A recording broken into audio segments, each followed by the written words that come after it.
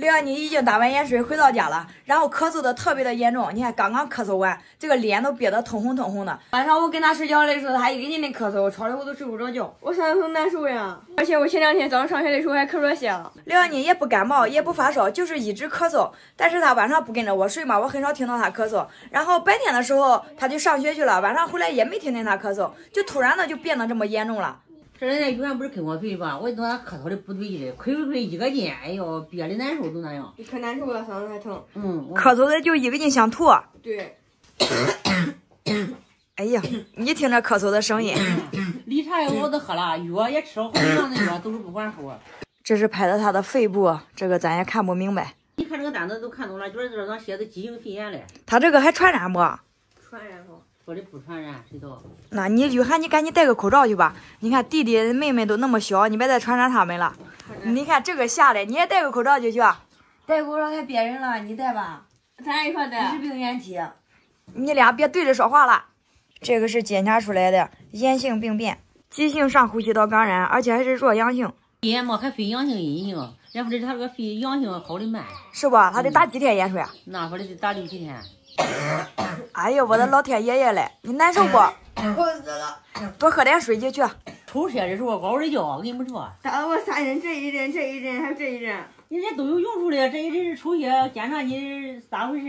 正好是10针打头孢乳10针，你这边又打盐水，那你不得3针？疼死了都！打这个时候真特别来了。那你得这样好的快，你要是吃药的话好的慢。不能吃药不行啊。得打针。咱这期咱都起的有点晚了，你再扔2天不起，那都得发热，要发热时候更难吃。是吧？是的。你难受，你怎么也没说你咳嗽的呢？主要是没时间。我的天！上学没时间，你看。我那天咳嗽吃点药就好了，我那没想到那么严重。像俺大孙也是的，每次生病也是不发烧，也不感冒，也是上喉咙，是吧？然后就开始发烧。可难受了。哎呦，约翰，你不是光咳嗽吗？咋阳性肺炎了？我也不知道，反正一检查就这样了。你这咳嗽那么厉害，你弟弟妹妹都那么小，你不用回老家住去？那我咋办？我还得上学了。你在家也不是个法，你要传染咋治？那我上学咋办？你不行就请2天假吧。约翰，你咋这咳嗽那么严重啊？人家医生说的，我痰都搁这下来，又咳不出来。你下回咳的时候，你咳了，你就把那个痰吐出来。可难受了，咳不出来。对，我觉得一咳很多都想约。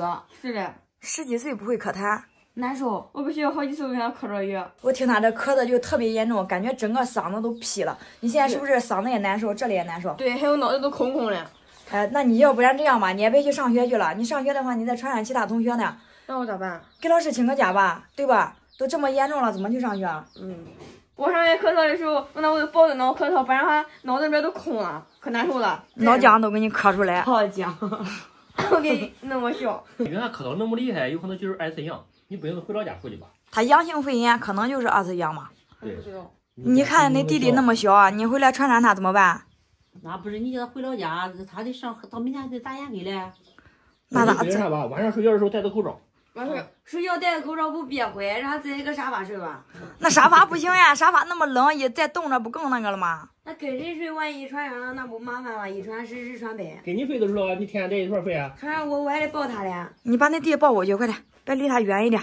现在他吧是搂着小五睡，我呢搂着小四蛋睡。平时刘安妮就是跟老大睡的，然后老三呢跟着奶奶睡。俺们家一共就这几个房间，你要跟谁睡的话都不行。你真不能让他睡客厅呀，这半夜这个。对呀，暖气已经停了，那万一睡觉更冷，那只能给他送老家去。送老家吧又不方便，那别再把咱爸爸给传染了。他明天还得打盐水嘞，不行就戴着口罩晚上睡觉的时候。对，那今天晚上先看，明天再给他打1天，看看能不能轻一点。对，到明天打再说吧，他这是急性的，咱们好的快，是吧？对，来得快，好的也快。对。明天再打1天看看吧。对，行。行，那你要不然明天要是不好的话，都送老家去啊。你可注意在，你戴着口罩。知道了。